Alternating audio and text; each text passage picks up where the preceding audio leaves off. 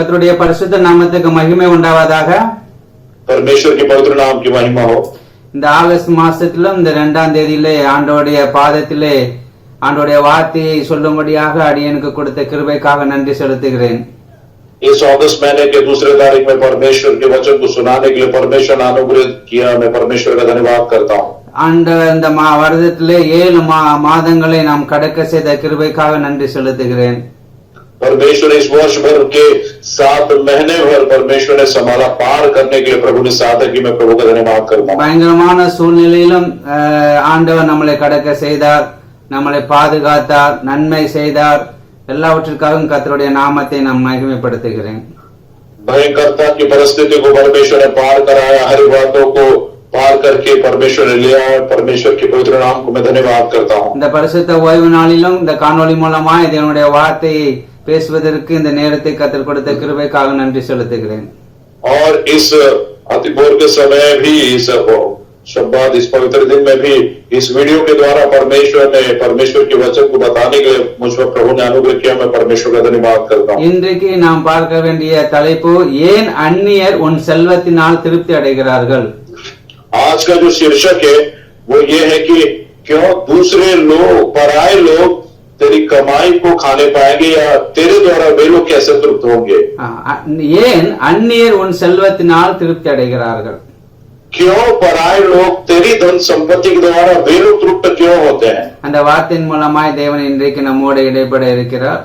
और इस वचन के द्वारा परमेश्वर ने आज हमसे बातें कर रहा है। நீதிமொழிகள் 5ஆம் அதிகாரம் 10ஆம் வசனத்திலே, அந்நியர் உன் செல்வத்தினால் திருப்தி அடைவார்கள், உன் பிரயாசத்தின் பலன் புறத்தியாருடைய வீட்டில் சேரும் என்று எழுதப்பட்டிருக்கிறது. नीति वचन इसका 5वां अध्याय 10वां वचन में लिखा है, पराये तेरी कमाई से अपना पेट भरे और परदेशी मनुष्य तेरे परिश्रम का फल अपने घर में रखे। இந்த வார்த்தைக்காக நாம் கண்களை மூடி ஜெபிப்போம். आइए इस वचन के लिए अपनी आंखों को बंद करके हम प्रार्थना करें। கிருபையும் இரக்கம் நிறைந்த எங்கள் அன்பின் தகப்பனே, अनुग्रह प्रेम से भरे हुए हमारे स्वर्गीय पिता, இந்த பரிசுத்த நாளுக்காக உமக்கு நன்றி செலுத்துகிறோம் அப்பா. इस पवित्र दिन के लिए है परमेश्वर, हम आपका धन्यवाद करते हैं प्रभु। இந்த பவித்திர நாளிலும் இந்த அதிகால வேளையிலே உங்கள் முகத்தை தேடும்படியா எங்களை கூட்டி சேர்த்திரே, உமக்கு கோடா கோடி ஸ்தோத்திரம். इस पवित्र दिन में अति भोर के समय आपके चेहरे की खोजी करने के लिए परमेश्वर आपने हमारी सहायता की। हम आपका धन्यवाद करते हैं प्रभु। ஜனங்களுக்கு ஒரு வார்த்தையை வெளிப்படுத்தும்படியாய் கர்த்தாவே அடிமையை ஆண்டவரே இந்த நேரத்தில் எடுத்து நீர் உபயோகப்படுத்தும்படியாய் உமது கரத்தில் ஒப்பு கொடுத்து ஜெபிக்கிறேன்.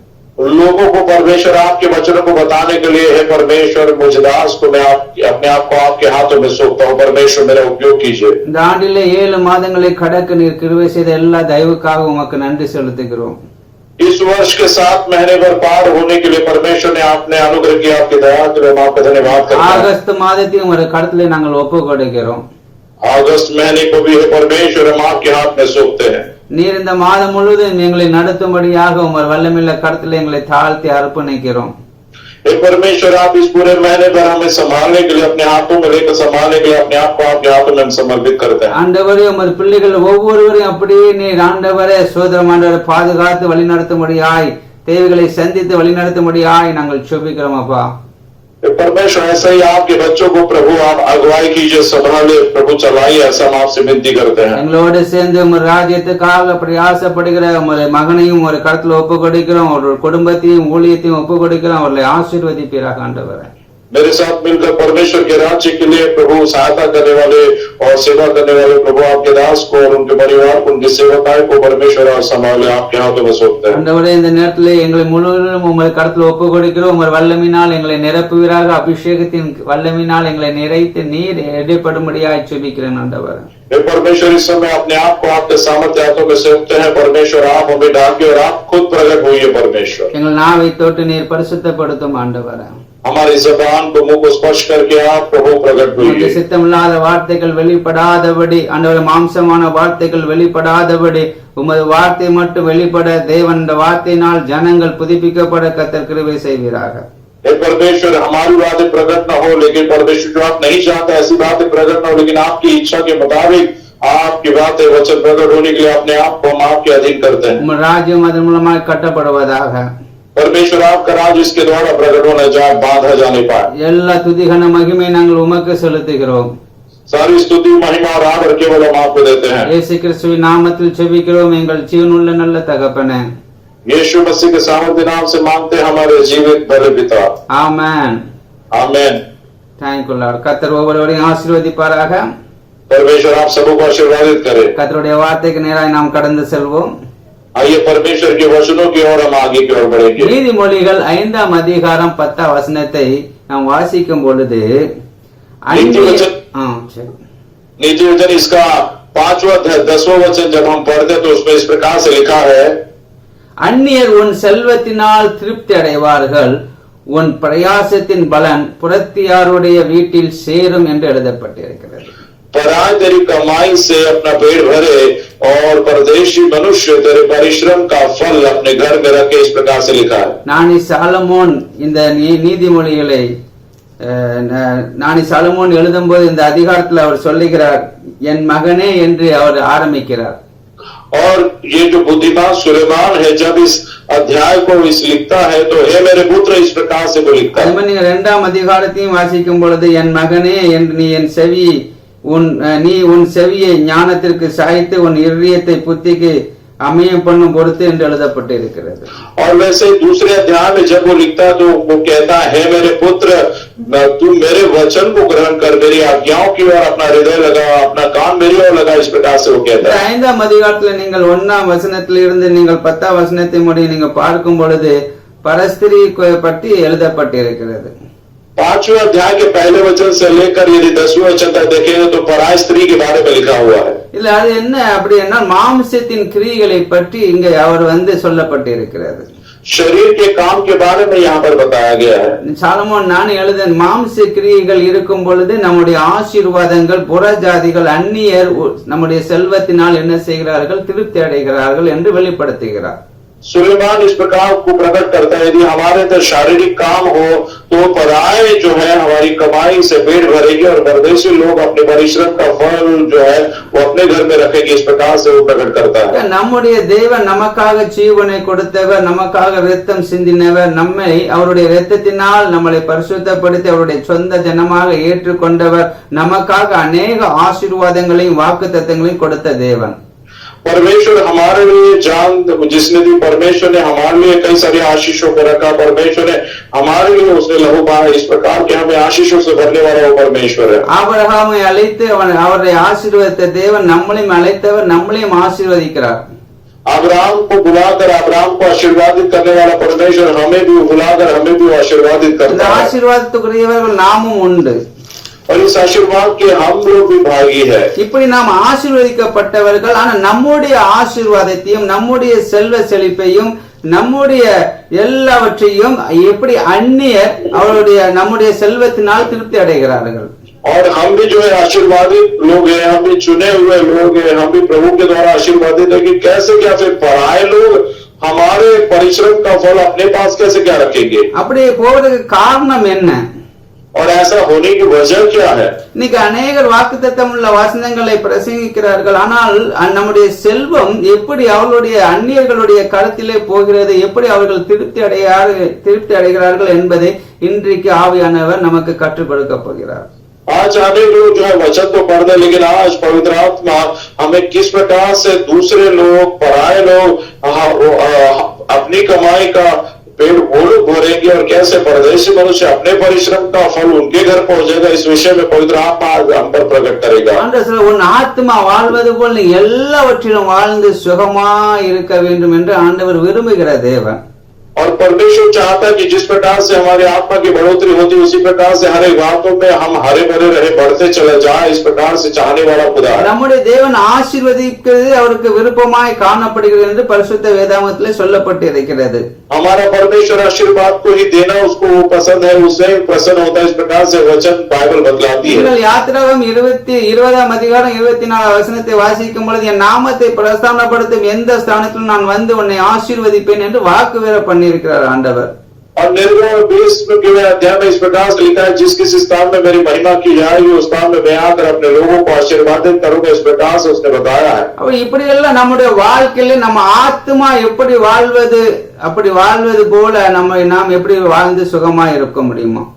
तो फिर कैसे हमारे जीवन में जिस प्रकार से हमारे आत्मा की प्राण की बढ़ोतरी होती है उस प्रकार से हर एक बातों में भले चंगे कैसे क्या हम रह அப்ப सकते हैं। இயேசுவை ஏற்றுக்கொண்டு மனம் திரும்பி ஞானஸ்நானம் பெற்று அபிஷேகம் பெற்றவர்கள் ஆவிக்குரிய வாழ்க்கையிலே வாழ வேண்டும் என்பதை சலமோன் ஞானி இங்கே என்ன சொல்கிறார், கற்றுக் கொடுக்கிறார்.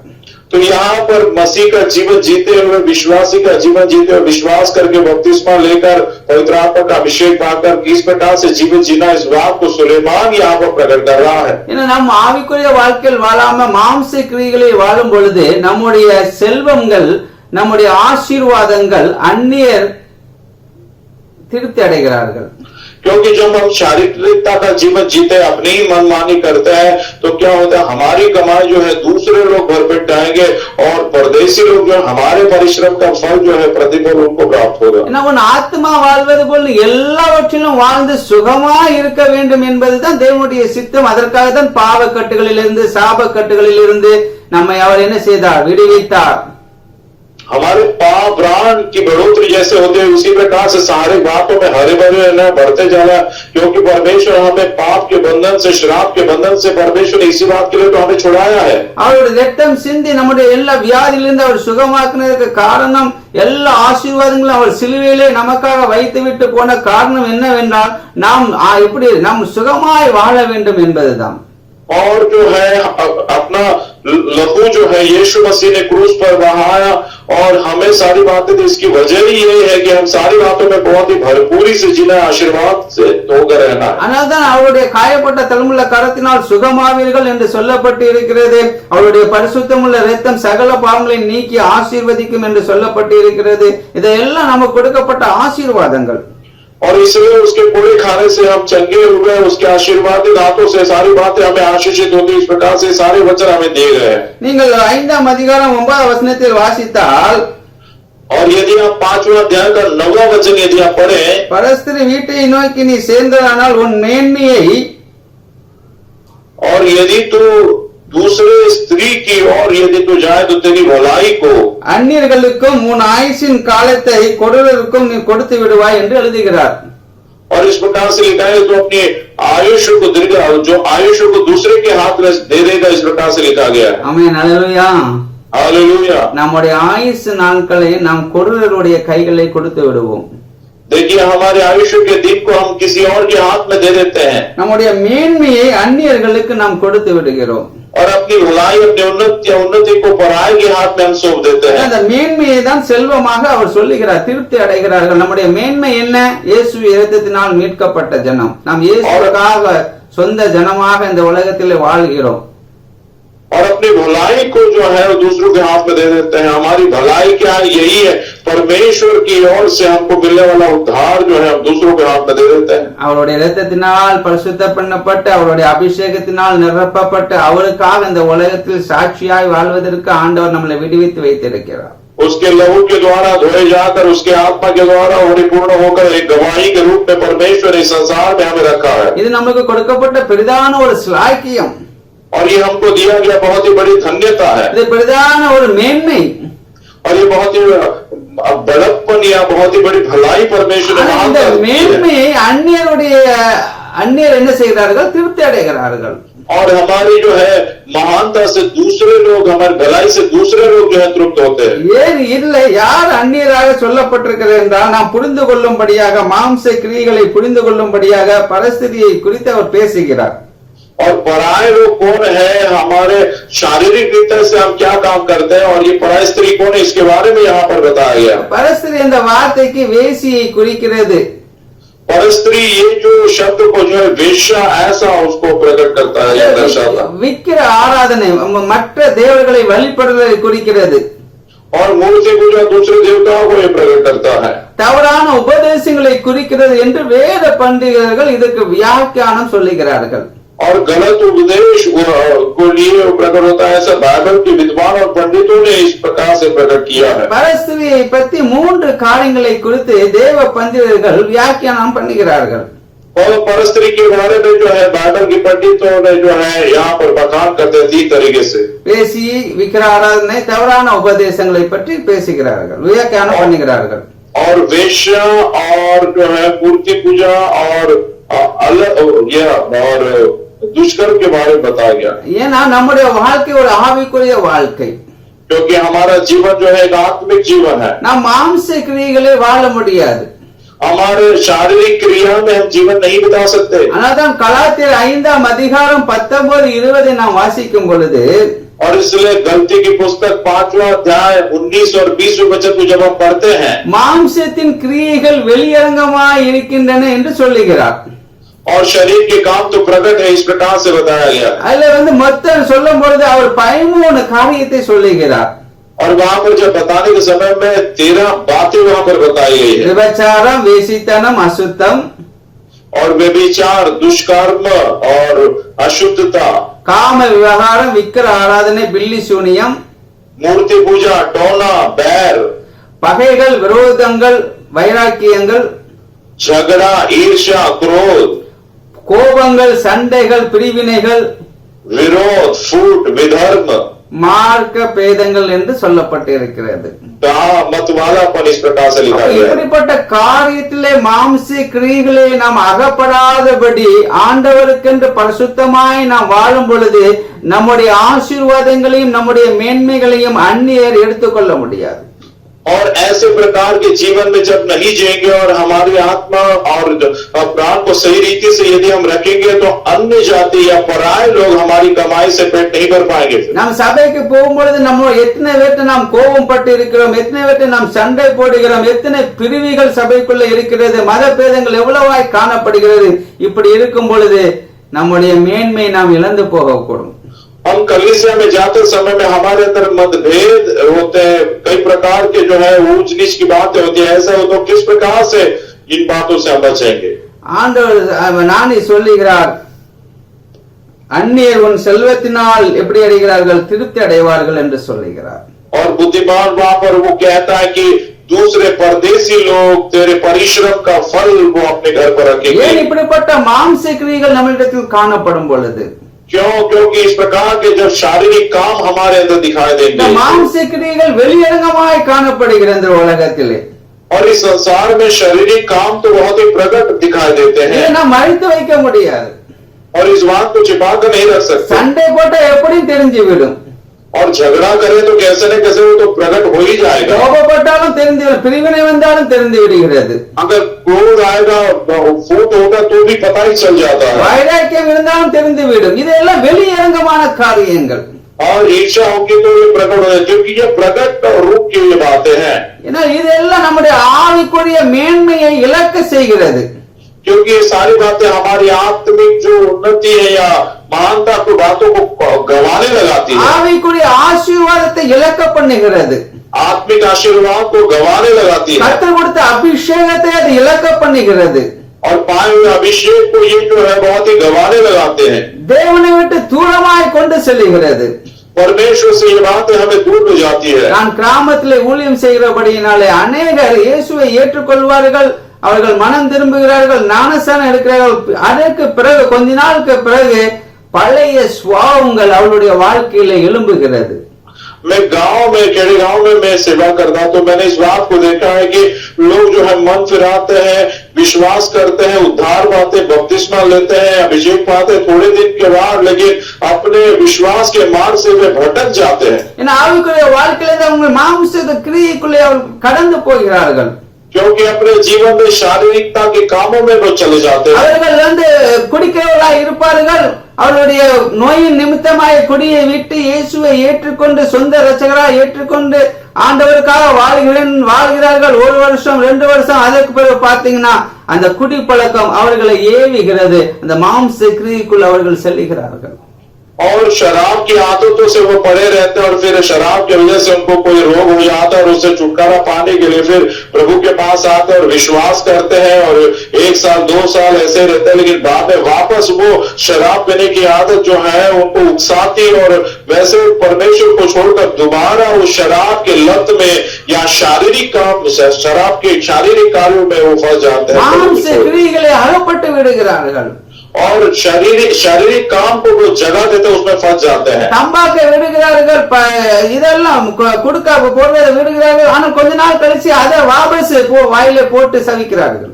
और तंबाकू खाता को जो छोड़ देते हैं और जो नशीली चीजें है वो छोड़ देते हैं, लेकिन बाद में थोड़े दिन के बाद में देखें तो वापस भी वही बातों को खाते रहते हैं। எங்களுடைய சபையில ஒரு விசுவாசி, அவங்க அம்மா வேலைக்கு போயாச்சு, மனைவி வேலைக்கு போயாச்சு, வீட்டுல கப்போர்ட்ல இருக்கிற எல்லா நல்ல நல்ல சேலைகள் எல்லா பாத்திரம் எல்லாத்தையும் கொண்டு போய் குடிக்கிறதுக்காக அழகு வைத்து அப்படியே குடிச்சிட்டு அவ்வளத்தையும் காலி பண்ணிட்டார்.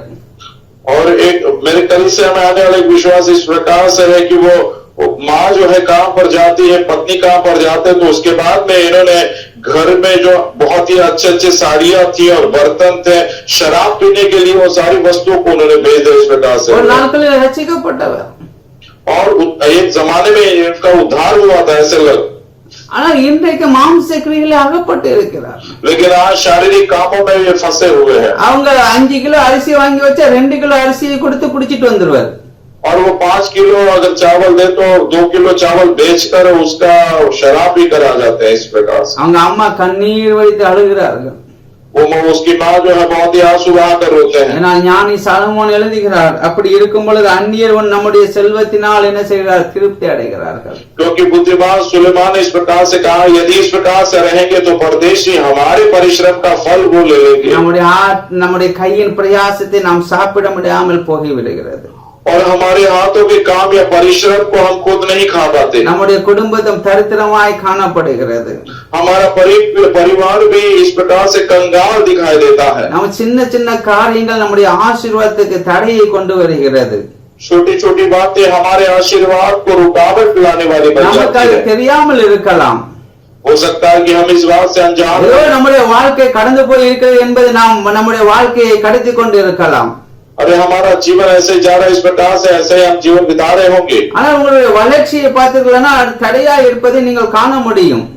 लेकिन अगर उसकी बढ़ती को देखें तो आप में रुकावट, इस बात को आप जान सकोगे, देख நீங்கள் पाओगे। 5 ஆண்டுகள் 10 ஆண்டுகள் ஆனாலும் உங்களுடைய வளர்ச்சி இல்லாமலே அதே லெவல்ல இருப்பதற்கு காரணம் என்னவென்றால் அந்நியர் நம்முடைய செல்வத்தை என்ன செய்கிறார்? செல்வத்தினால் திருப்தி அடைகிறார்கள். और 5 साल हो गए, 10 साल हो गए, आपकी बढ़ती नहीं हो रही, उसी स्तर पे है क्योंकि परदेसी जो है वो आपकी कमाई को खा रहे, वो ஏன் நடக்கிற மாம்ச கிரியைகளிலே நாம் அகப்பட்ட காரணத்தினால். क्यों ऐसा होता है? शारीरिक कामों में आप फंसे हुए होते हैं, इसलिए ये बातें होती है। கலாத்தியர் 5:14 நாம் வாசிக்கும் பொழுது, और गलतियां इसका 5वां अध्याय 16वें वचन को जब आप पढ़ते हैं, இன்னும் நான் சொல்லுகிறது என்னவென்றால் ஆவிக்கேற்றபடி நடந்து கொள்ளுங்கள், அப்பொழுது மாம்ச இச்சையை நிறைவேற்றாதிருப்பீர்கள் என்று சொல்லுகிறார்.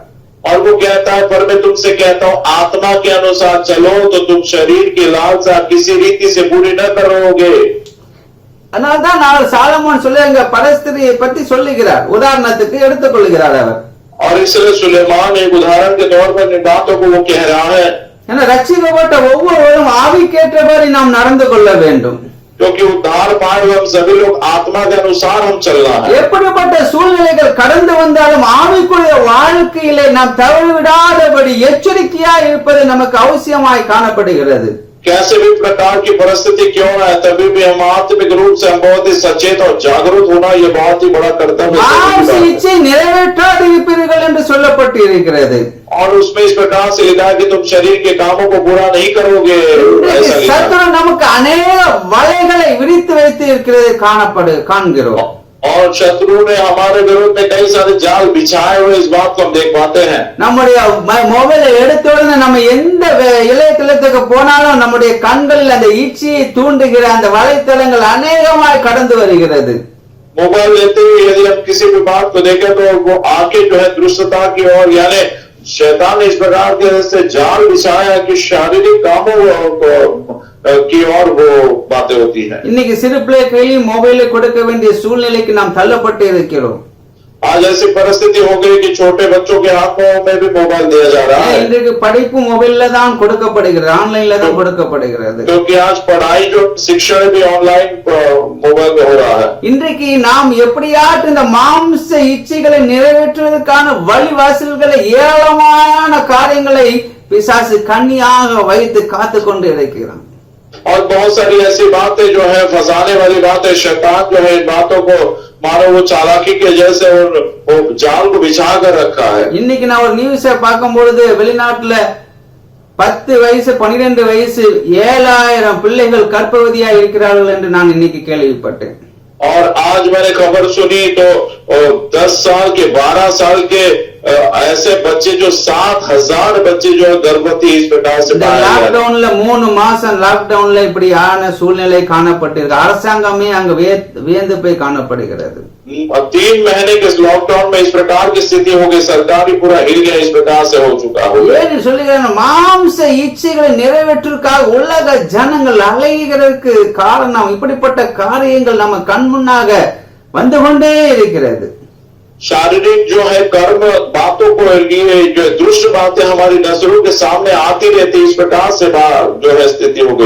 நாம் என்ன நினைக்க, நம்முடைய தேவனை நாம் கண்ணோக்கி பார்க்க வேண்டும். लेकिन हम क्या करना है, हम परमेश्वर की ओर अपनी नजरों को लगाना है. நீதிமொழிகள் 5:21 வாசிக்கணும். மனுஷனுடைய வழிகள் கர்த்தரின் கண்களுக்கு முன்பாக இருக்கிறது என்று எழுதப்பட்டிருக்கிறது. और क्योंकि गलती 5वें अध्याय में इस प्रकार से लिखा है कि 5:21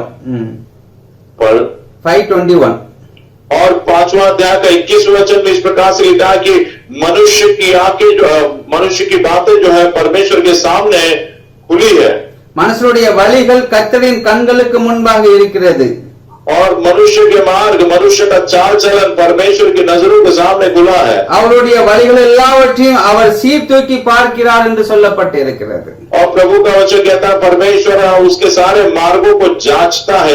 நாம் எப்படி வாழுகிறோம், ஆவிக்குரிய வாழ்க்கையில வாழுகிறோமா, நம்முடைய நாம் எப்படி ஆவிக்குரிய ஏற்றபடி நடந்து கொள்கிறோமா என்பது ஒவ்வொரு நாளும் நம்முடைய வழிகள் கர்த்தருடைய கண்களுக்கு முன்பாக இருந்து கொண்டு இருக்கிறது. तो क्या हम किस प्रकार से हम चलते हैं, किस प्रकार से हमारा बर्ताव है, क्या हम सही प्रकार से चलते हैं, तो ये सारी बातें प्रति समय रोज परमेश्वर की नजरों के सामने हमारा जीवन है. நம்முடைய வழிகள் எல்லாவற்றையும் அவர் என்ன சீர்தூக்கி பார்க்கிறவராய் இருக்கிறார். और हमारे सारे मार्गों को वो बहुत ही गौर से देखता है, ध्यान देता है. கடன் வாங்காதிருப்பாயாக என்று சொல்லப்பட்டிருக்கு. நாம் அந்த வார்த்தைக்கு கீழ்ப்படியாம கடன் வாங்கி நம் வட்டியை செலுத்தி நம்முடைய சம்பளத்தை கூட வீட்டுக்கு கொண்டு வராமல் எல்லா வட்டிகளுக்காக நாம் கொடுத்து இறைத்து விட்டு அந்நியர் நம்முடைய ஆசீர்வாதத்தினால் திருப்தி அடைந்து கொண்டு இருக்கிறார்கள். कर्जा नहीं लेना है, ब्याज से नहीं देना, इस प्रकार से प्रभु का वचन कहता है. लेकिन हम जो है उसी प्रकार से कर्जा ले लेते हैं और ब्याज भरते रहते हैं. हमारी तनख्वाह भी जो है वो घर पर नहीं ला सकते हैं, नहीं ला पाते, पूरा ब्याज में पैसे जाता है. ये सारी बातें परमेश्वर की नजरों के सामने मनुष्य के मार्ग खुले हैं, वो जांचता इस प्रकार से बताया गया. நான் அனுபவிச்சு நான் கஷ்டப்பட்டு ஆண்டவருடைய சமூகத்துல கண்ணீர் வடிச்சு இந்தப்பட்ட காலத்திலிருந்து விடுதலைக்காக ஆண்டவருடைய சமூகத்தில் போராடி ஜெயத்தை பெற்ற நாட்கள்லாம் இருக்கிறது. और क्योंकि ऐसे भी दिन रहे जब मैं परमेश्वर के सामने आंसू बहाकर उपवास प्रार्थना करते हुए परमेश्वर की उपस्थिति में मैंने इन बातों से छुटकारा पाने के लिए प्रार्थना किया. ऐसे कई दिन रहे. ஏன்னா மாம்ச இச்சைக்கு ஏற்ற மாதிரி கடன் வாங்கி கடனில் அகப்பட்ட நாட்கள் என் வாழ்க்கையில் ஏராளம் உண்டு. क्योंकि शारीरिक कर्मों में मैं फंसते हुए कर्जे लिए थे. ऐसे कई दिन हुए कि मैंने कर्जे लिए थे. என்னுடைய கையின் பிரயாசம் வீட்டுல வரம்னு விட்டு எல்லாம் வட்டிக்கு போய்விடும். और मेरे हाथों के काम की मेहनत की कमाई जो है घर पर न आते हुए सारे ब्याज में ही वो सारा पैसा चला जाता था. அப்ப நாம் ஆவிக்கேற்றபடி நடந்து கொள்ள வேண்டும். तो हम आत्मा के अनुसार चलना है. கலாத்தியர் 5:17 நாம் வாசிக்கும் பொழுது மாம்ச ஆவிக்கு விரோதமாகவும் ஆவி மாம்சத்துக்கு விரோதமாக இச்சிக்கிறது. और गलती 5:17 में इस प्रकार से लिखा है कि शरीर आत्मा के विरोध में और आत्मा शरीर के विरोध में लालसा करता है. நம்முடைய வாழ்க்கையில் இந்த ரெண்டு எப்பொழுதும் என்ன செய்கிறது, விரோதமாக இச்சித்துக் கொண்டே இருக்கும். तो हमारे जीवन में हमेशा ये दो बातें एक दूसरे के विरोधी होती है. மாம்சம் ஆவிக்கு விரோதமாகவும் ஆவி மாம்சத்துக்கு விரோதமாக இச்சிக்கிறது.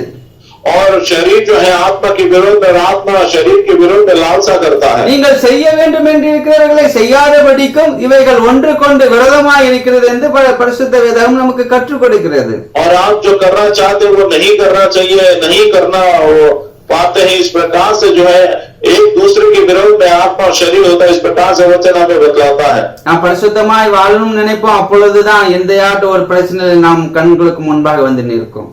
हम पवित्रता से जीना ऐसा सोचते हैं और ऐसे समय में कोई बात जो है दुष्ट बातें हमारे नजरों के सामने आ जाती है. நாம் ஆண்டவருடைய சமூகத்தில் 1 மணி நேரமாட்டும் ஜெபிக்க வேண்டும் என்று நினைப்போம், அப்பொழுதுதான் சரீரம் பலவீனப்பட்டது போல காணப்படும். हम परमेश्वर के सामने 1 घंटे प्रार्थना करनी है ऐसा सोचता हूं, तभी शरीर में किसी प्रकार की बलहीनता प्रकट होती है। நான் பைபிளை வாசிக்கணும்னு நினைப்போம், அப்பொழுதுதான் ஏதாட்டும் ஒரு வேலை நமக்கு இருக்கும். बाइबल पढ़ना है सब सोचते हैं, तभी कुछ काम अर्जेंट आ जाता है। எப்படின்னா அந்த ஆவிக்கும் மாம்சத்துக்கும் நம்மளுக்கு யுத்தங்கள் இருந்து கொண்டு தான், விரோதங்கள் இருந்து கொண்டு தான் இருக்கும். क्योंकि हमेशा आत्मा और शरीर के विरोध में आपस में युद्ध होता ही रहता है। ஆனாலும் இதிலே நாம் ஜெயம் பெற்று ஆவிக்கேற்றபடி நாம் நடந்து கொள்ள வேண்டும். लेकिन इस पर हम जो है जय पा कर जो है उन बातों पर इससे लड़कर हम जय पाना है। அப்படி இருக்கும்போது ஆண்டவருடைய ஆசீர்வாதம் நம் குடும்பத்திலே நம்முடைய வாழ்க்கையில அது தங்கும். அந்த ஆசீர்வாதத்தை நாம் சாப்பிடுவோம். ऐसा होने पर परमेश्वर की आशीष हमारे घर पर, हमारे परिवार पर, जीवन पर होगी और हमारे परिश्रम का फल हम खुद खा पाएंगे। நம்முடைய கையின் பிரயாசத்தை நாம் சாப்பிட முடியும். हमारे हाथों की कमाई का फल हम खा पाएंगे। நம்முடைய குடும்பம் ஒரு சமாதானமுள்ள குடும்பமாய் காணப்படும். हमारा परिवार जो है शांति समाधान से भरा हुआ परिवार होगा। ஆண்டவருடைய அன்பு மிகுதியாய் பெருகி காணப்படும் நம்முடைய குடும்பத்திலே. हमारे परिवार में परमेश्वर का प्रेम बहुतायत से अधिक दिखाई देगा। ஆகஸ்ட் மாதத்திலே உன் குடும்பம் எந்த சூழ்நிலையிலே காணப்படுகிறது? और अगस्त महीने में आपका परिवार कैसे परिस्थिति में है? மாம்ச கிரியிலே அகப்பட்டு ஆசீர்வாதங்கள் எல்லாம் அந்நியர்கள் திருப்தி அடைந்து கொண்டு இருக்கிறார்களா? क्या शारीरिक बातों में फंस कर आपके सारे जो है आपके परिश्रम का फल क्या दूसरे लोग, परदेसी लोग खा रहे हैं क्या? அந்நியர்கள் சாப்பிட்டு அந்நியர்கள் திருப்தி அடைந்து கொண்டு இருந்தீர்களானால் ஆண்டவருடைய சமூகத்தில் செபித்த ஆண்டவரே, நீர் கொடுத்த ஆசீர்வாதங்களை நாங்கள் சாப்பிட வேண்டும் என்று என்னுடைய கிரியைகள், என்னுடைய ஆண்டவர் உமக்கு விரோதமான வழிகள் எல்லாவற்றையும் எடுத்து போடும் என்று நீங்கள் செபிக்க வேண்டும். और यदि आपकी कमाई का फल जो है परदेसी लोग खाते होंगे तो परमेश्वर के सामने कहना है, परमेश्वर यदि शारीरिक काम मेरे अंदर है, यदि इस प्रकार से बातें हैं तो मन गिराना इस प्रकार से प्रभु के सामने बोलना। சமுத்திரத்தில் என்னுடைய வழிகளை நீர் என்ன செய்ய வேண்டும் ஆண்டவரே, பரிசுத்தப்படுத்தும். और परमेश्वर के सामने कहना है, परमेश्वर मेरे मार्गों को पवित्र बनाइए, என்னுடைய செய்கைகளை பரிசுத்தப்படுத்தும். मेरे कामों को, कर्मों को पवित्र बनाइए। மனுஷனுடைய வழிகள் கர்த்தரின் கண்களுக்கு முன்பாக இருக்கிறது. क्योंकि मनुष्य का मार्ग और उसका चाल चलन मनुष्य के परमेश्वर के सामने हमेशा है। அவருடைய வழிகள் எல்லாவற்றையும் அவர் சீர்தூக்கி பார்த்து கொண்டே இருக்கிறார். और मनुष्य का सारा मार्ग परमेश्वर जो है जांचता है, परखता है। அதான் அவர் ஞானி சாலமோன் சொல்லுகிறார், நம்முடைய ஆசீர்வாதங்களால் ஏன் திருப்தி அடைகிறார் என்றால், நம் மாம்ச கிரியைகளை நாம் வாழும் பொழுது, மாம்ச கிரியைகளை நாம் வாழும் பொழுது நம்முடைய ஆசீர்வாதங்கள் அந்நியர்கள் திருப்தி அடைகிறார்கள். और ये बात बुद्धिमान सुलेमान कहता है, क्यों वे हमारे परिश्रम का फल क्यों वे लोग पाते हैं? क्योंकि हम शारीरिकता के मुताबिक जीने पर, मन लगाने पर, हमारी कमाई को परदेसी जन खाने पर। அதான் 5ஆம் அதிகாரத்தில் அவர் பரஸ்திரியை பத்தி சொல்லுகிறார். और इसलिए 5वें अध्याय में परस्त्री के बारे में कहता है, அவருடைய காலடிகள் மரணத்துக்கு ஏதுவாய் இருக்கிறதுன்னு சொல்லுகிறார். और उसके पांव जो है मृत्यु लोक में या मृत्यु की ओर जाते हैं, ऐसा लिखा है। அவள் நடைகள் பாதாளத்தை பற்றி போகும் என்று சொல்லுகிறார். उसका चाल चलन या उसका मार्ग जो है नरक तक पहुंचता, ऐसा वो कहता है। அவளுடைய வாய் எண்ணெய் போல மிருதுவாய் இருக்கும் என்று சொல்லுகிறார். और उसका मुख, उसकी जबान जो है तेल के समान चुपड़ी होती है, उसकी बात इस प्रकार से लिखी है। நீங்க நீதிமொழிகள் 2:17 வாசிக்கும்போது, இச்சகமான வார்த்தைகளை பேசும் அந்நிய பெண்ணாகிய பரதேசிக்கு தப்புவிக்கப்படுவாய் என்று எழுதப்பட்டிருக்கிறது. और नीति वचन में इस प्रकार से लिखा है कि जो है कौन सा वचन? 2:17 2। और दूसरा अध्याय का 17वें वचन में इस प्रकार से लिखा है कि अपनी जवानी के साथी को छोड़कर और जो परमेश्वर की वाचा को भूल जाती है। இச்சகமான வார்த்தைகளை பேசும் அந்நிய பெண்ணாகிய பரதேசிக்கு தப்புவிக்கப்படுவாய். நீதிமொழிகள் 2:17 वही लिखा है। वो हिंदी में 16 वचन में लिखा है, तब तो पराई स्त्री से भी बचेगा और जो चिकनी चुपड़ी बातें बोलती है। நாம் இதிலே என்ன செய்ய வேண்டும்? தப்பிக்க வேண்டும். இன்றைக்கு அநேக மாம்ச கிரியைகளுக்கு வழிகளை பிசாசன் அநேக சிறு வயது முதலே அநேக காரியங்களை இன்றைக்கு இன்டர்நெட் மூலமாய் கொண்டு வந்து இருக்கிறான். इन सारी बातों से हम बचना, अनेक दुष्ट बातें, अनेक शारीरिक बातों को आज शैतान इंटरनेट के द्वारा बहुत सारी बातों को ले आया है। மாம்ச கிரியையினாலே நம்முடைய மனசு அசுத்தப்படுகிறது, நம்முடைய வாழ்க்கை அசுத்தப்படுகிறது. और शारीरिक कामों के द्वारा हमारा मन जो है अशुद्ध होता है, हमारा जीवन अशुद्ध होता है। நம்முடைய கிரியைகள் அசுத்தமாய் காணப்படுவதற்கு காரணமாக மாறுகிறது. हमारे काम हमारी क्रिया अशुद्ध होने का वजह वो बन जाता है। இப்படிப்பட்ட மாம்ச கிரியைகளில் இருந்து நாம் விடுவிக்கும் பொழுது நம்முடைய தேவன் கொடுத்த ஆசீர்வாதங்கள் நம்முடைய குடும்பத்திலே தங்கும். और ऐसे प्रकार के शारीरिक काम से जब हम छुड़ा जाएंगे तो परमेश्वर दिव्य आशीर्वाद हमारे परिवार में घर पे ठहरे रहेंगे। நாம் சிம்சோனை இதற்கு நாம் எடுத்துக்கொள்ளும் பொழுது यदि हम शिमशोन के बारे में यदि हम देखें, நீங்கள் நியாயாதிபதிகள் 16ஆம் அதிகாரம் 1ஆம் வசனத்தை நீங்கள் வாசிக்கும் பொழுது न्यायों की पुस्तक इसका 16वां अध्याय पहला वचन यदि आप पढ़ोगे, பின்பு சிம்சோன் காசாவுக்கு போய் அங்கே ஒரு வேசியை கண்டு அவளிடத்தில் போனான் என்று சொல்லப்பட்டிருக்கிறது. और 16वां अध्याय का पहले वचन में लिखा है, तब शिमशोन गाजा को गया और वहां एक वेश्या को देखकर उसके पास गया, इस प्रकार से लिखा है। இவனுடைய அழைப்பு இப்படி போவதற்காக அழைக்கப்படவில்லை. और इसकी बुलाव जो है इस प्रकार की बातों के लिए नहीं की गई थी। இவனுக்கு சிம்சோன் என்ற பெயருக்கு சின்ன சூரியன் என்று பொருள்படுகிறது. और इसका नाम शिमशोन, शिव का मतलब जो है सूर्य है, इसका ये अर्थ है छोटा सूर्य, சின்ன சூரியன். और छोटा सूर्य।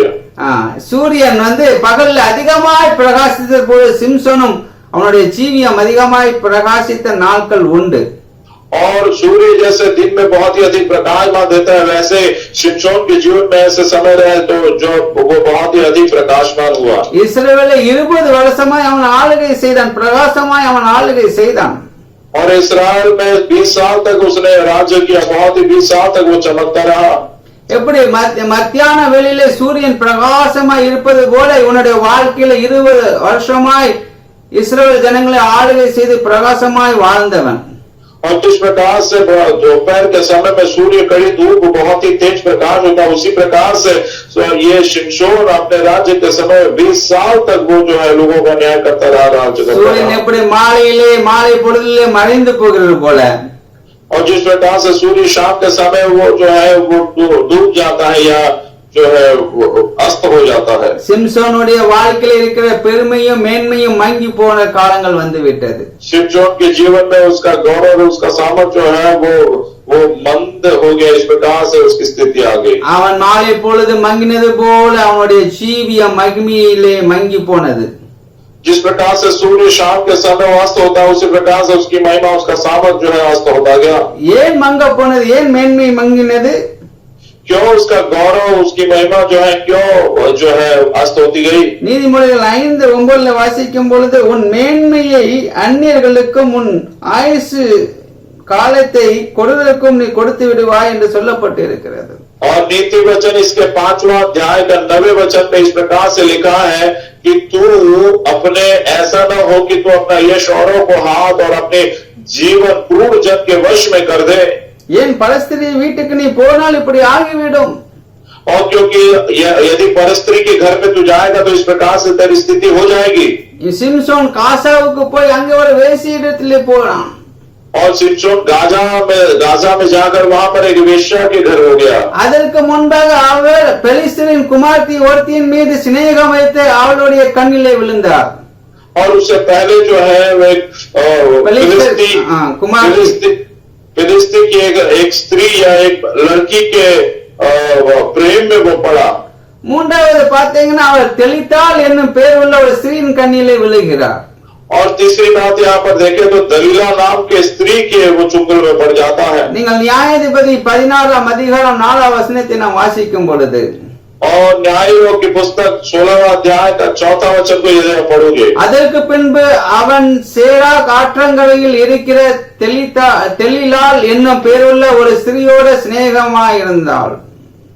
16वां अध्याय का 4थे वचन में लिखा, इसके बाद वो सोरेक नामक घाटी में रहने वाली दलीला नामक एक स्त्री से प्रीति करने लगा। தெளிலாள் என்னும் பெயருள்ள ஒரு ஸ்திரீயோட சிநேகமாயிருந்தான் என்று எழுதப்பட்டிருக்கிறது. दलीला नाम की स्त्री से वो प्रीति रखता था, इस प्रकार से लिखा गया है। அவர்களிடத்தில் பெலிஸ்தரின் அதிபதிகள் போய், நீங்கள் 5ஆம் வசனத்தில் பார்த்தால் 5वें वचन में यदि आप देखें तो तब फिलिस्तियों के सरदारों ने उस स्त्री के पास जाके कहा, நீ அவனை நயம் பண்ணி அவனுடைய மகாபலன் எதினாலே உண்டாயிருக்கிறது என்றும் நாங்கள் அவனை கட்டி சிறுமைப்படுத்துவதற்கு எதினாலே அவனை மேற்கொள்ளலாம் என்றும் அறிந்து கொள். அப்பொழுது நாங்கள் ஒவ்வொருவரும் 1100 வெள்ளிக்காசு உனக்கு கொடுப்போம் என்றார்கள். और उन लोगों ने इस प्रकार से कहा कि तू उसको फुसला कर पूछ कि उसके महाबल का भेद क्या है और कौन सा उपाय करके हम उस पर ऐसे प्रबल हो कि उससे बांध कर दबा रखे, तब हम तुझे 1100 टुकड़े चांदी देंगे। என்னால் சிம்சோன் இடத்துல ஒரு மேன்மை காணப்படுகிறது, ஒரு அபிஷேக வல்லமை காணப்படுகிறது. क्योंकि शिमशोन पर भलाई थी, एक अभिषेक एक सामर्थ शिमशोन पर था। மேன்மையை அந்நியர்களுக்கு அவன் கொடுக்காதபடி அவன் பாதுகாத்துக் கொள்ள வேண்டியது அவசியமா இருந்தது.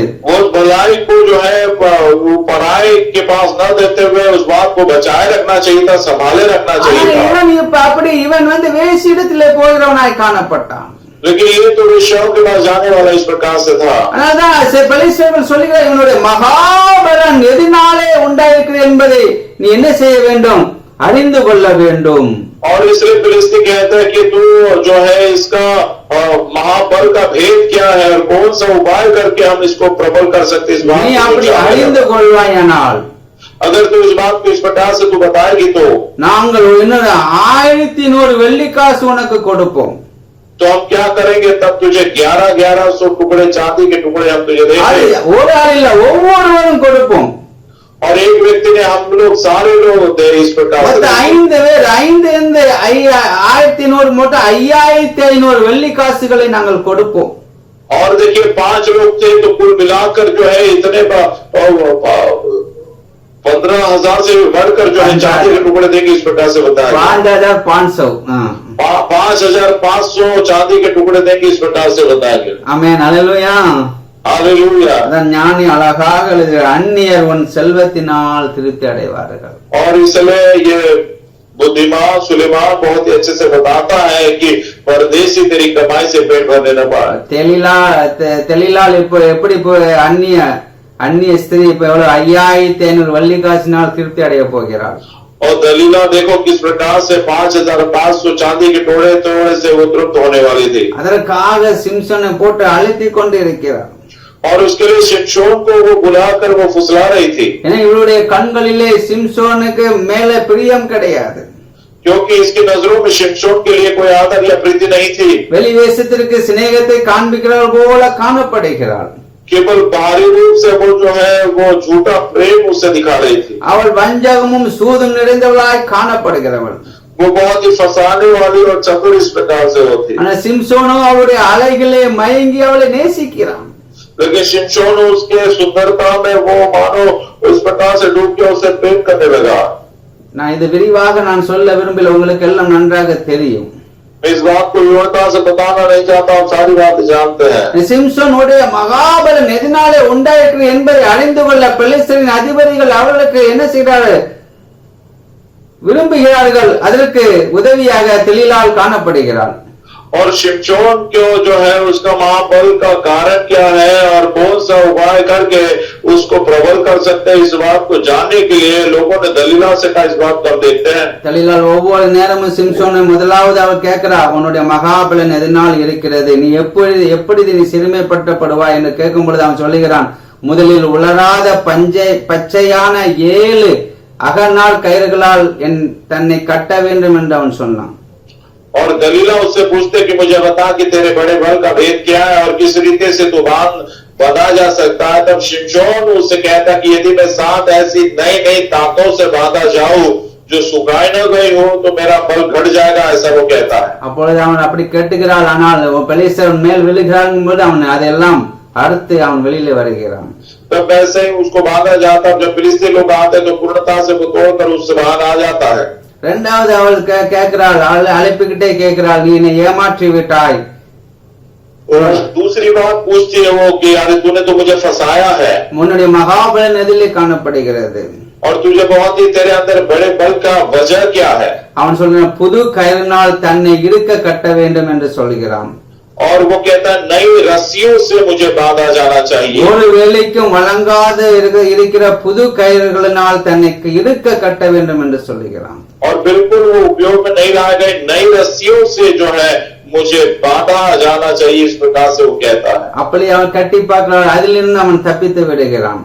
और वैसे बात कर देखकर उससे भी वो छूट जाता है। மூன்றாம் தரமாக சிம்சோன் இடத்தில் அவர் அனுப்பும்போது சிம்சோன் சொல்கிறான், தலைமயிரின் 7 ஜடைகளை நெசவு நூல் பாவோடை பின்னி அவைகளை ஆணி அடித்து மாட்ட வேண்டும் என்று சொல்லுகிறான். तीसरी बात जब वो पूछती है तो शिमशोन कहता है कि मेरे सिर के सातों जो लटे हैं वो ताने में बुने तो बच जाऊंगा. அப்படி செஞ்சு பார்க்கிற அதிலிருந்து அவன் தப்பித்துக் கொள்கிறான். और ऐसा करके देखता है उससे वो बच जाते हैं. சத்துரு நம்மை சோதிக்கும் பொழுது நம்மை சோதனை விட்டு வெளியேற வேண்டும். और शत्रु जब हमारी परीक्षा करता है तो उस परीक्षा से हम बाहर आना है. நாம் பாவத்துக்கு முன்பாக இருந்து இருமுப்பாய் இருக்கும் பொழுது நாம் அதிலே நிச்சயமாய் விழுந்து விடுவோம். और पाप में जब हम होने के समय में उसमें नजरअंदाज यदि करेंगे प्रभु की बात तुच्छ जानेंगे तो हम उसमें जरूर गिरेंगे. பாவம் இது என்ன செய்யும் என்று நாம் நினைக்க கூடாது. और अरे पाप क्या कर लेगा ऐसा हम नहीं सोचना है. அதில் நாம் அருகில் இருக்கும்போது நாம் அதை விட்டு விலக வேண்டும். और जो जब पाप हमारे करीब होता है तो उससे दूर हो जाना है. மூன்று தருணம் கொடுக்கப்பட்டது. इसको 3 मौके दिए गए. தேவ ஆவியானவர் 3 முறை அவனை விடுவித்தார். परमेश्वर के पवित्र आत्मा ने 3 बार उसे छुड़ाया. இவனுடைய மேன்மை அந்நியருடைய கரங்களிலே போய் திருப்தி அடைஞ்சிடக்கூடாது. लेकिन इसकी भलाई जो है दूसरों के हाथों में जाकर नहीं पड़नी है. இவனுடைய மகாபலனால் இவன் சிறுமைப்பட்டு போயிடக்கூடாது. और बहुत ही बड़े बल से ये जो है गुलाम नहीं बनना है. ஏன்னா சத்துரு சிங்கத்தை போல சுற்றி அலைந்து திரிகிறவனாய் காணப்படுகிறான். क्योंकि शत्रु जो है गरजने वाले सिंह के समान यहाँ वहाँ घूमता है. யாரை விழுங்கலாம் என்று அவன் வகை தேடிக்கொண்டு இருக்கிறான். किसको फाड़ खाए ऐसा वो जो है वो देखता है, ढूंढ रहा है. அவனுடைய வலையிலே நாம் அகப்பட்டு விடக்கூடாது. और उसके जाल में हम नहीं फंसना है. அப்படி வலையில அகப்பட்டு விட்டோம்னா अगर इस प्रकार से हम ஆசீர்வாதங்களை நாம் காண முடியாது. நம்முடைய ஆசீர்வாதங்களை நாம் திருப்தி அடைய முடியாது. तो हमारे आशीर्वादों से हम तृप्त नहीं होंगे, हमारी मेहनत हमको प्राप्त नहीं होगी. நம்முடைய அபிஷேகத்தை இழந்து போவோம். हमारे अभिषेक को हम खो बैठेंगे. நம்முடைய மேன்மையை நாம் இழந்து போகிறோம். अपनी भलाई और बड़पन को हम खो बैठेंगे. அவர் அழுத்திக் கொண்டிருந்த நியாயாதிபதிகள் 16ஆம் அதிகாரம் 17ஆம் வசனத்தை நாம் வாசிக்கும் பொழுது और जब 16वां अध्याय का 17वां वचन जब हम पढ़ते हैं தன் இதயத்தை எல்லாம் அவளுக்கு வெளிப்படுத்தி और अपने सारे मन का सारा भेद उसने उसे बता दिया. சவரகன் கத்தி என் தலையின் மேல் படவில்லை. और उसने कहा कि मेरे सर पर छुरा कभी ना फिराना. நான் என் தாயின் கற்பத்தில் பிறந்தது முதல் தேவனுக்கென்று நசரேயனானேன். என் தலை சிரைக்கப்படாமல் என் பலன் என்னை விட்டு போம். சிரைக்கப்பட்டால் என் பலன் என்னை விட்டு போம். அதனால நான் பலட்சியமாகி மற்ற எல்லா மனுஷரை போலாவேன் என்று அவளிடத்தில் சொன்னான். वो उसने उससे कहा कि मेरे सिर पर कभी भी छुरा नहीं फिराना, क्योंकि मैं माँ के पेट ही से परमेश्वर का नाजिर हूँ. यदि मैं मुंडा जाऊं तो मेरा बल इतना घट जाएगा कि मैं साधारण मनुष्य के समान हो जाऊंगा. इस प्रकार से उसने बता दिया. நான் தேவனுக்கென்று நசரேயனானவன். और मैं परमेश्वर के लिए नाजिर हूँ. தலை சிரைக்கப்பட்டால் என் பலன் என்னை விட்டு போய்விடும். अब यदि सर के बाल मुझे गंजा कर दिया जाए तो मेरा बल घट जाएगा. தன் இதயத்தில் இருக்கிற எல்லாவற்றையும் அவளுக்கு அவன் வெளிப்படுத்தினான். अपने दिल की सारी बातों को उसने उसमें प्रकट कर दिया. 16ஆம் அதிகாரம் 19ஆம் வசனத்தை நாம் வாசிக்கும் பொழுது 16वां अध्याय का 19वां वचन जब हम पढ़ते हैं அவள் அவனை தன் மடியிலே நித்திரை செய்ய பண்ணி तब उसने उसे अपने घुटनों के बल सुलाया. ஒருவனை அழைத்து அவன் தலை மயிரின் 7 ஜடைகளையும் சிறைப்பித்து அவனை சிறுமைப்படுத்த தொடங்கினால் அவன் பலன் அவனை விட்டு நீங்கிற்று. और एक मनुष्य बुलवा कर उसके सिर के 7 लटे मुंडवा डाली, तब उसको दबाने लगे और वह निर्बल हो गया. 20ஆம் வசனத்தை நாம் வாசிக்கும் பொழுது அப்பொழுது சிம்சோன் பெலிஸ்தர் உன்மேல் வந்து விடுகிறார்கள் என்றால் அவன் நித்திரை விட்டு விழித்து கத்த தன்னை விட்டு விலகினதை அறியாமல் எப்பொழுதும் போல் உறுதி போய்விட்டு வெளியே போவேன் என்றான். ஆனால் பெலிஸ்தர் அவனை பிடித்து அவன் கண்களை பிடுங்கி அவனை காசாவுக்கு கொண்டு போனார்கள். 20वें वचन में लिखा कि तब उसने कहा, हे शिमशोन, फिलिस्ती तेरी घात में है. तब वह चौंक कर सोचने लगा कि मैं पहले के समान वापस जो है उन पर बाहर जाकर झटकूंगा. वह तो न जानता था कि यहोवा उसके पास से चला गया है. கர்த்தர் தன்னை விட்டு விலகினதை அறியாமல் இருந்தான். परमेश्वर उसे हटकर चला गया, इस बात को जानता नहीं था. இன்னைக்கு अनेक மாம்ச கிரியையினாலே ஆவியானவர் விலகி போய் அறியாமல் வாழ்ந்து கொண்டிருக்கிறார்கள். आज अनेक लोग शारीरिक काम की वजह से पवित्र आत्मा उसको छोड़कर दूर जा चुका है. इस बात को न जानते हुए जीवन बिता रहे हैं. ஏதோ அந்நிய பாஷையை பேசுகிறோம் என்று பேசிக் கொண்டிருக்கிறார்கள். कुछ तो अन्य भाषा बोलना है इसलिए अन्य भाषा बोल रहे हैं, ஆனால் அந்த அபிஷேகத்தின் வல்லமையின் நிறைவை பெறாம் இழந்து போய் காணப்படுகிறார்கள். लेकिन वो अभिषेक का सामर्थ की भरपूरी मुंह खो बैठे हैं। ஆவிலே களி கூறுதலை அவர்கள் அனுபவிக்காமல் இருக்கிறார்கள். आत्मा में प्रसन्न होना, मगन होना, ये बातों का अनुभव उनके अंदर नहीं रहा। இயேசு சொன்ன ஆவிலே களி கூறுங்கள் என்று சொல்லப்பட்டு இருக்கிறது. प्रभु का वचन कहता है आत्मा में मगन हो जाओ। அப்ப நம்ம ஆவிலே களி கூறுகிற அனுபவம் நமக்கு காணப்பட வேண்டும். आत्मा में मगन होने का अनुभव हमें होना है। ஆவிலே களி கூறும் பொழுது நமக்கு அவ்வளவு மகிழ்ச்சி உண்டாகப்படுகிறது. आत्मा में जो है मगन होने पर कितनी खुशी हमें प्राप्त होती நம்முடைய है, இருதயம் மகிழ்கிறது. हमारा दिल बहुत ही प्रसन्न हो जाता है। அப்படிப்பட்ட அனுபவத்தை பெற்று விலகி போன अनेक தேவ ஜனங்களை இன்றைக்கு நாம் பார்க்க முடிகிறது. आज इस प्रकार से प्रभु के उस अनुग्रह से दूर गए हुए अनेक प्रभु के लोगों को हम देख पाते हैं। சிம்சோன் அதற்காக அழைக்கப்பட்டவன் அல்ல, பெலிஸ்தரை முறியடிக்க வேண்டும். அதற்காக தான் ஆண்டவர் அவனை தெரிந்து கொண்டார். தாயின் கருவிலே அவனை உருவாக்குவதற்கு முன்பாகவே அவனை தெரிந்து கொண்டவர். सिमसोन जो है बांधे जाने के लिए नहीं, लेकिन वो फिलिस्तियों को मारने के लिए और सच्चा न्याय करने के लिए परमेश्वर ने पेटी में अपनी मां के पेट में रहते हुए उसे नाजिल किया था। நசரேனாகவே இருந்தவன், और वो नाजिर था ஏனால் அவனுடைய பலன் அதிலே இருந்தது. क्योंकि उसी में तो उसका बल था। இன்று இப்பொழுது அவன் நான் வெளியே போவேன் என்று சொல்லுகிறான், ஆனால் கர்த்தர் தன்னை விட்டு விலகினதை அறியாமல் இருக்கிறான். अभी वो कहता मैं बाहर जाऊंगा ऐसा सोच रहा, लेकिन परमेश्वर उसको छोड़कर हट चुका है, जा चुका है, इस बात को उसे पता नहीं था। தேவ பிள்ளையே, இந்த ஆகஸ்ட் மாசம் நீ ஆசீர்வாதமா இருக்க வேண்டும் என்றால், परमेश्वर के बच्चों, यदि इस अगस्त महीने में आप आशीर्वादित होना है तो என்னுடைய ஆசீர்வாதம் உன்னுடைய குடும்பத்திலே நிரம்ப வேண்டும் என்றால், आपका आशीर्वाद आपके परिवार में भरपूरी से यदि प्रकट होना है तो கர்த்தர் உன்னை விட்டு விலகி இருக்கிறாரா என்பதை நீ சிந்தித்து பார்க்க வேண்டும். क्या परमेश्वर आपको छोड़कर गया है? क्या इस बात को जरा सोचना है। நீ ஒரு விஷயம் நீ அதை அறிந்து ஆராய்ந்து அறிய வேண்டும். और एक बार उस बात को आप जानना है, जांचना है, अपनाना है। நம்முடைய வாழ்க்கையில மாம்ச கிரியைகள் வெளிப்படுகிறதா? हमारे जीवन में क्या शारीरिक कार्य प्रकट हो रहा है? क्या நம்முடைய இதயத்திலே பகைகள் காணப்படுகிறதா? क्या मेरे दिल में वो कड़वाहट है? क्या வைராக்கியங்கள் காணப்படுகிறதா?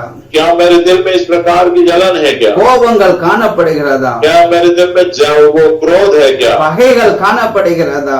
और नफरत मेरे दिल में है? क्या பிரிவினைகள் காணப்படுகிறதா? फूट और विधर्म मेरे दिल में है? क्या ஒரே சபையில இருந்துகிட்டு விசுவாசிடத்தில் நாம் பேசாமல் காணப்படுகிறோமா? एक ही कलीसिया में रहकर क्या दूसरे विश्वासी से नहीं बात करे, इस प्रकार से मैं हूँ क्या? இன்றைக்கு நீ ஒரு விஷயம் சிந்தித்து பார். आज और एक बार इस बात पर जरा गौर करे, सोचे। ஏன் நம்முடைய செல்வத்தை அந்நியர் திருப்தி அடைகிறார்கள் என்றால், क्यों हमारी धन संपत्ति में दूसरे लोग संतुष्ट हो रहे, तृप्त हो रहे? இயேசு இரத்தத்தினால் மீட்கப்பட்டவர்கள், यीशु के लहू के द्वारा छुड़ाए गए, இயேசுடைய ஆசீர்வாதத்தினால் நிரப்பப்பட்டவர்கள், यीशु के आशीर्वादों से भरपूरी से भरे हुए, இயேசுவினுடைய ஆவியானுடைய வல்லமையினால் நிரப்பப்பட்டவர்கள், पवित्र आत्मा के सामर्थ से भरे हुए। தேவன் நம்மை விட்டு விலகி போனதை அறியாமல் நாம் வாழும் பொழுது, परमेश्वर हमसे दूर हो चुका है, इस बात को जब न जानते हो हम जीते हैं, நம்முடைய வாழ்க்கையிலே இருக்கிற ஆசீர்வாதங்களை நாம் இழந்து காணப்படுகிறோம்.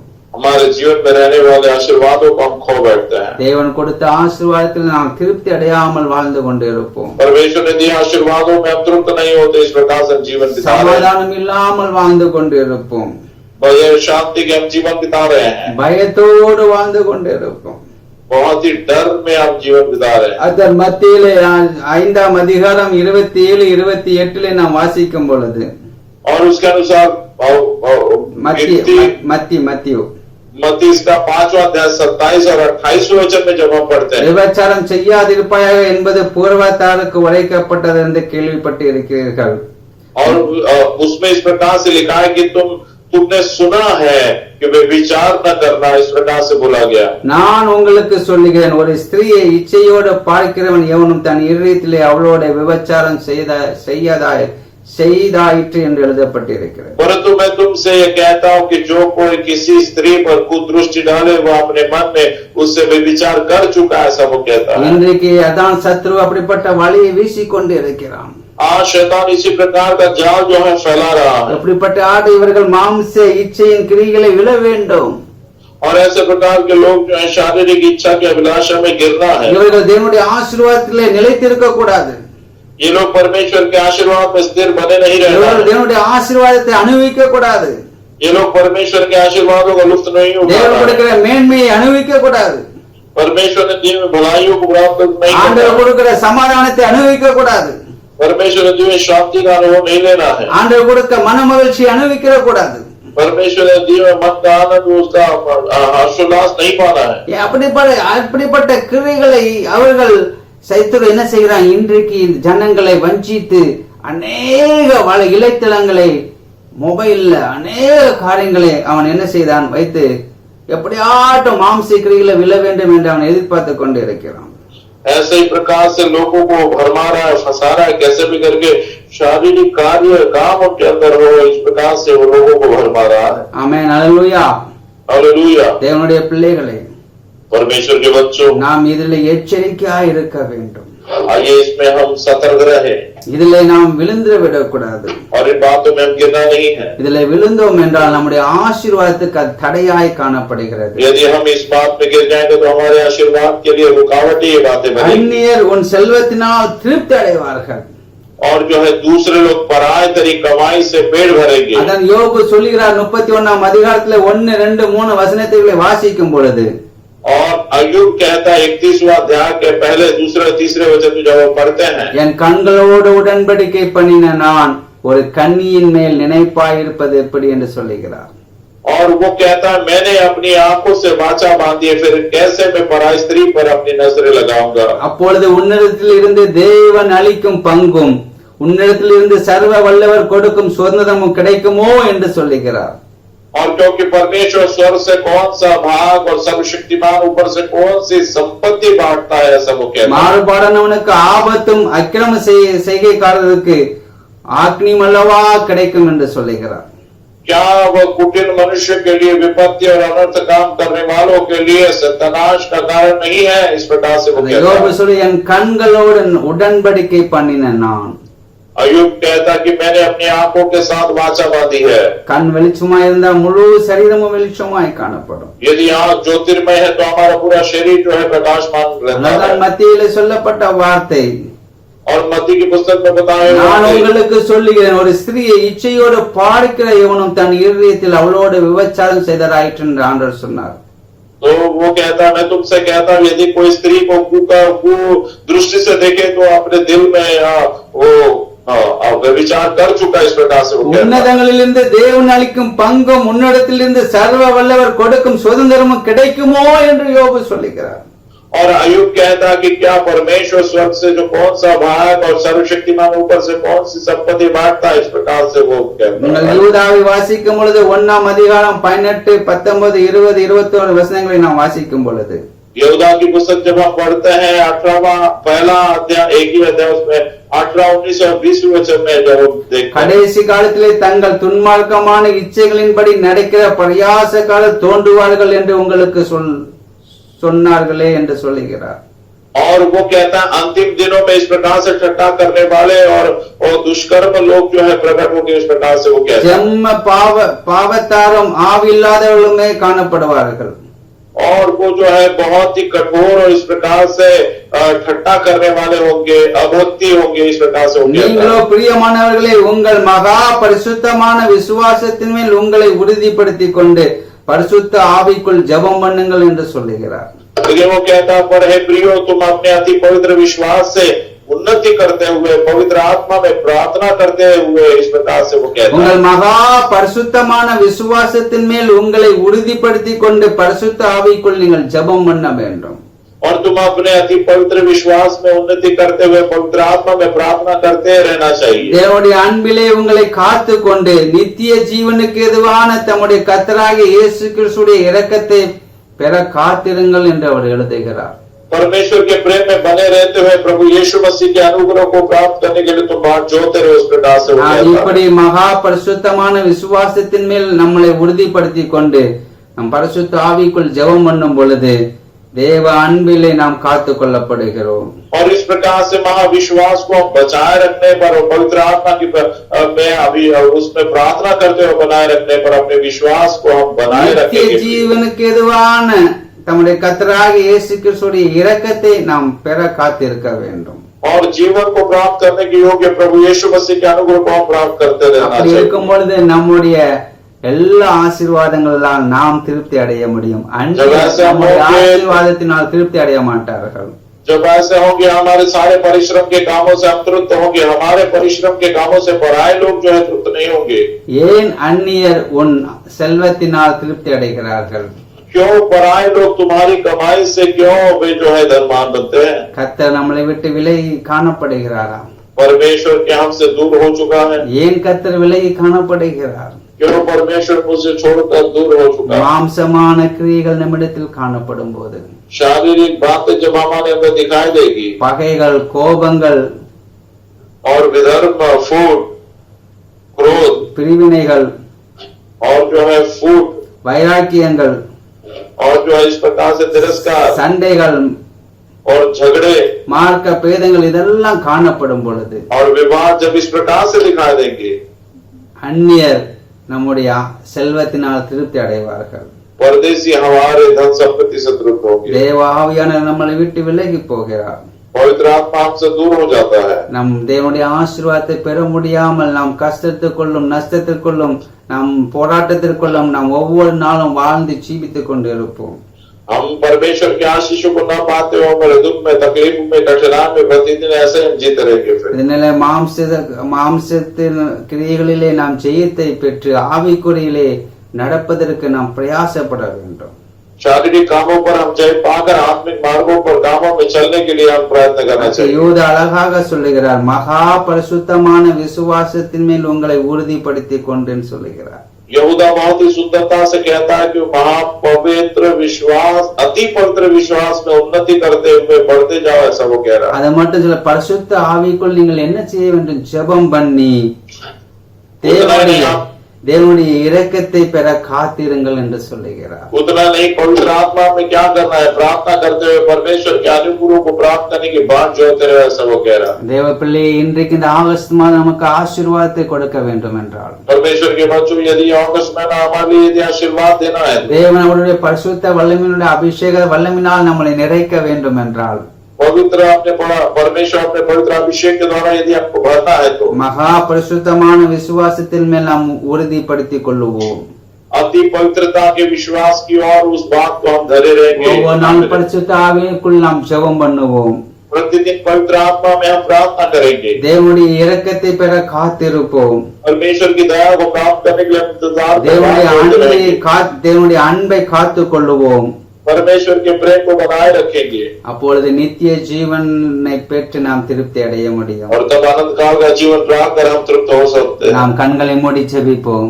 आइए आंखों को बंद करते हुए प्रार्थना करें. கிருபையும் இரக்கம் நிறைந்த எங்கள் அன்பின் தகப்பனே, अनुग्रह कृपा से भरे हुए हमारे स्वर्गीय पिता, ஆகஸ்ட் மாதத்திலே முதலாம் வாரத்திலே நீர் எங்களோடு பேசினீர். अगस्त महीने के पहले सप्ताह में है परमेश्वर आपने हमसे बातें की है. எங்களுடைய ஆசீர்வாதங்களை அந்நியர் எப்படி திருப்தி அடைகிறார்கள் என்பதை நீர் எங்களோடு பேசினீர். हमारे आशीर्वाद से किस प्रकार से परदेसी या अन्य लोग जो है तृप्त होते हैं, इस प्रकार से आपने हमसे बातें की. அந்நியர் உன் செல்வத்தினால் திருப்தி அடைகிறார்கள் என்று நீர் பேசினீர் ஆண்டவரே. परदेसी या पराये लोग तेरी कमाई से जो है वो संतुष्ट होंगे, इस प्रकार से बताया गया. ஆண்டவரே, ஆண்டவரே, எங்களுடைய ஆசீர்வாதங்களை நாங்கள் இழந்து போகாதபடி, परमेश्वर हम हमारे आशीर्वादों को न खोते हुए, எங்களுடைய வாழ்க்கையில் இருக்கிற மாம்ச கிரியைகள் அழிக்கப்பட்டு, हमारे जीवन में शारीरिक काम क्रिया है जो वो नाश होकर, ஆண்டவரே, மகா பரிசுத்தமான விசுவாசத்தின் மேல் எங்களை உறுதிப்படுத்திக் கொண்டு, परमेश्वर अति पवित्र विश्वास में हम सभी लोग स्थिर रहे, பரிசுத்த ஆவிக்குள் ஜெபம் பண்ணி, पवित्र आत्मा में प्रार्थना करते हुए, உம்முடைய அன்பை காத்து கொண்டு, आपके प्रेम को बचाए रखने के உம்முடைய लिए, இரக்கத்தை பெற காத்திருக்க, हे परमेश्वर आपके आगमन तक बात जोड़ने के लिए, காத்திருக்கு. ஆண்டவரே, நித்திய ஜீவனை பெற எங்களுக்கு கிருபை செய்யும் என்று நாங்கள் ஜெபிக்கிறோம் அப்பா. अनंत काल के जीवन को पाने के लिए, बांट जोड़ने के लिए हे परमेश्वर आप हमारी सहायता அதற்காக कीजिए। நீர் இந்த 2020 ஆண்டுகளுக்கு முன்பாக இந்த உலகத்திலே கடந்து வந்தீர். इसी के लिए आप 2020 साल के पहले संसार में आप आए परमेश्वर। நீர் ரத்தம் சிந்தினீர், மரித்தீர், அடக்கம் பண்ணப்பட்டு 3ஆம் நாள் உயிரோடு கூட எழுந்தீர். எங்களை உங்கள் சொந்த ஜனமாக நீர் என்ன செய்தீர்? மாற்றி இருக்கிறீர் ஆண்டவர். आप परमेश्वर मरे, आप गाड़े गए और आप तीसरे दिन दोबारा जी उठे और आपने अपनी संतान, अपने लोग आपने हमें बनाया। எங்களுடைய மேன்மையை நாங்கள் இழந்து விடக்கூடாது. हमारी महानता को या भलाई को हम खोना नहीं है प्रभु। எங்களுடைய செல்வத்தை நாங்கள் இழந்து விடக்கூடாது. हमारी धन संपत्ति को हम नहीं खोना है परमेश्वर। அந்நியர்கள் திருப்தி அடையக்கூடாது ஆண்டவர். और परदेशी हमारी बातों से बेलोक नहीं அப்படிப்பட்ட होना है। ஏதாவது கிரியைகள் எங்களுடைய வாழ்க்கையில காணப்பட்டால் இன்றைக்கு பரிசுத்த ஆவியானவரே, நீர் இயேசு கிறிஸ்துவின் இரத்தத்தினால் ஒரு விசை கழுவி சுத்திகரித்து எங்களை நீர் பரிசுத்தப்படுத்தி அந்த ஆசீர்வாதத்துக்குள் எங்களை நடத்தும்படியாய் ஒப்பு கொடுத்து நாங்கள் செபிக்கிறோம். ऐसी कोई बात यदि हमारे जीवन में है तो प्रभु यीशु मसीह के नाम में अपने आप को हम सौंप देता है। परमेश्वर वो आशीर्वाद की ओर हमें चलाइए। இந்த வார்த்தைகளை கேட்கிற ஒவ்வொரு பிள்ளைகளையும் நீர் ஆசீர்வதிப்பீராக. इन वचनों को सुनने वाले आपके सारे बच्चों को आप आशीर्वादित कीजिए। ஆகஸ்ட் மாதத்திலே அற்புதமாய் வழி நடத்துவீராக. अगस्त महीने में आप दूता से आप उन्हें चलाइए। எல்லா தேவைகளை சந்திப்பீராக.